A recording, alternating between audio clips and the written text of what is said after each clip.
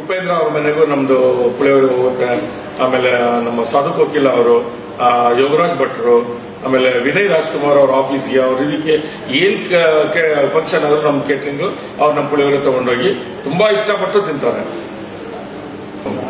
ಈ ಜೊತೆಯಲ್ಲಿ ಆಮೇಲೆ ಯಾವುದು ಲಕ್ಷ್ಮೀ ಬಾರಮ್ಮ ಅವು ಸೀರಿಯಲ್ಗಳೆಲ್ಲ ತುಂಬಾ ನಮ್ದು ಪುಳಿಯೋಗರೆ ಹೋಯ್ತು. ಒಳ್ಳೊಳ್ಳೆ ಆರ್ಟಿಸ್ಟ್ಗಳೆಲ್ಲ ತಗೊಂಡೋಗ್ತಾರೆ. ಆಮೇಲೆ ನಮ್ಮ ಸರ್, ನೀವು ಇವಾಗ ಇಂಗ್ರೀಡಿಯೆಂಟ್ಸ್ ಯೂಸ್ ಮಾಡ್ತಾ ಇದ್ದೀರಾ, ಹುಣಸೆ ಹಣ್ಣು ಹಾಕ್ಬೋದು ಅಥವಾ ಇದಾಗ್ಬೋದು, ಪ್ರತಿಯೊಂದ್ರದ್ದು ಏನು ಸ್ಪೆಷಾಲಿಟಿ ಅಂದ್ರೆ ಖಂಡಿತ ಸಿರಾ ಮತ್ತೆ ಹಿಂದೂಪುರಿಂದ ನಾವು ಡೈರೆಕ್ಟ್ ಪರ್ಚೇಸ್ ಮಾಡ್ತೀವಿ, ರೈತರಿಂದನೇ ಡೈರೆಕ್ಟ್ ಪರ್ಚೇಸ್ ಮಾಡ್ತೀವಿ. ಆಮೇಲೆ ಬೆಲ್ಲ ನಾವು ಒಳ್ಳೆ ಆರ್ಗ್ಯಾನಿಕ್ ಬೆಲ್ಲ ಇವಾಗ ನಾವು ಯೂಸ್ ಮಾಡ್ತಾ ಇದ್ವಿ. ಮಂಡ್ಯದಿಂದ ಡೈರೆಕ್ಟ್ ಆಲೆಮನೆಯಿಂದ ನಾವು ತರಿಸ್ತಾ ಇದ್ವಿ ಬೆಲ್ಲನ.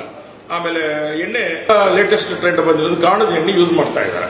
ಅದೇ ಗಾಣದ ಎಣ್ಣೆ ನಾವು ಇವಾಗ ತಗೊಂಡ್ಬಂದು ಪ್ರತಿಯೊಂದು ಪುಳಿಯೋಗರೆ ಗೊಜ್ಜು ಒಂದು ಬ್ಯಾಚ್ಗೂ ಅದನ್ನೇ ಎಣ್ಣೆ ನಾವು ಯೂಸ್ ಮಾಡ್ತಾ ಇದ್ದೀವಿ.